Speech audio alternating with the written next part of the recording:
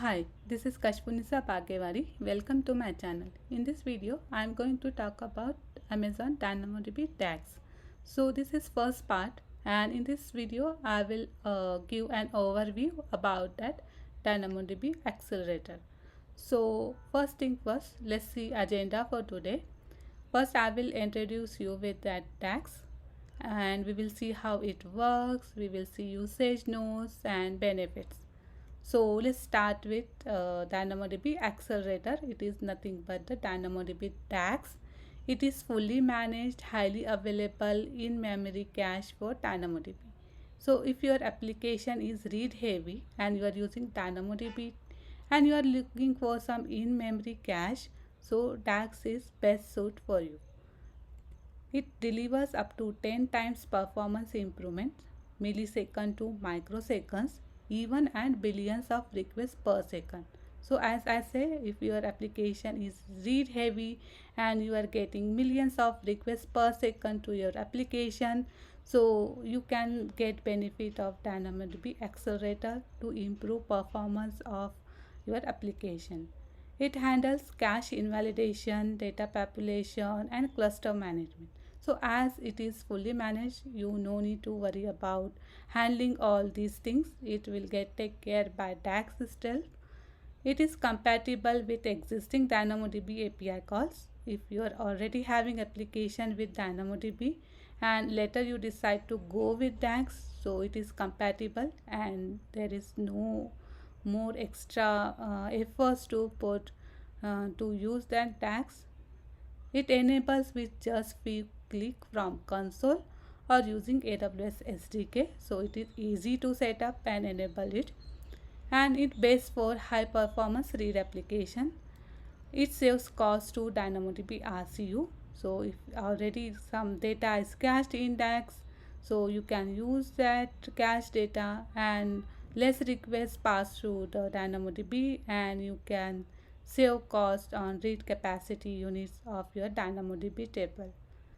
You can specify TTL settings when you create a new DAX cluster.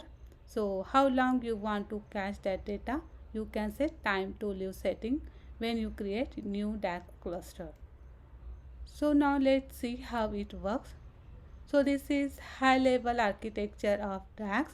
So here suppose this is your VPC, your virtual private cloud, and this you can configure your DAX cluster. It may consist of multiple nodes. One should be your primary node and there will be multiple read replica nodes. And here is EC2 instance with your application is deployed and it has the DAX client. So DAX client help you to pass the request to DAX cluster with the help of DAX endpoint. So whenever request comes to your application, DAX client pass that request to DAX cluster with the help of DAX endpoint, and if that data is already available in DAX cluster in the cache, then it passes that response immediately to your application.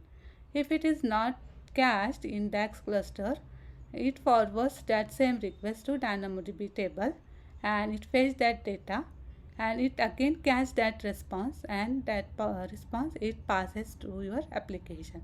So in this way it works. So it runs within your Amazon VPC environment. It will not work outside VPC environment. It can launch DAX cluster in your virtual network and you can control access by security group.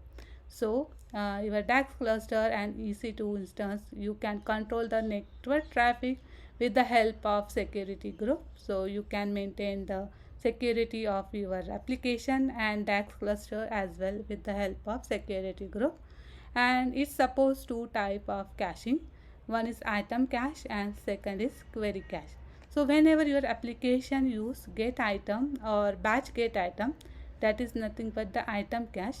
That item request or the response of that item get item and batch get item, it gets cached into DAX cluster, and whenever that same kind of request comes again from your application, it passes the same result to your application. And if your application uses query or scan APIs, that is nothing but the query cache. So entire result set or entire response of query or scan, it gets cached here. And in case same again request comes, then it passes the same result from the your DAX cluster itself instead of fetching it from your DynamoDB table. So in this way it works. Now let's see some usage nodes. So DAX cluster and DynamoDB table should be in same region. If suppose Go, Java, Python, Node.js and .NET applications, it only available for EC2 VPC platform. It not suppose EC2 Classic. DAX cluster service role policy must be allowed the DynamoDB describe table action to maintain metadata about DynamoDB table. So while you creating DAX cluster, so in your service policy service role DynamoDB describe table, this policy should be available. And DAX can respond to get item, batch get item, query and scan API calls, and it also supports batch write item, update item, delete item and put item. All these APIs can be considered with write through. So what is write through we will see in our next video. So right now you can just hold for this means DAX can support all these type of API calls. So now let's see what are the benefits of DAX. So it gives you extreme performance, it is highly available, it is fully managed, easy to use, flexible and secure. So all these are the benefits of DynamoDB Accelerator. So that's it for today. Thank you for watching. If you have any query, you can ask me in comment part. See you next time. Bye.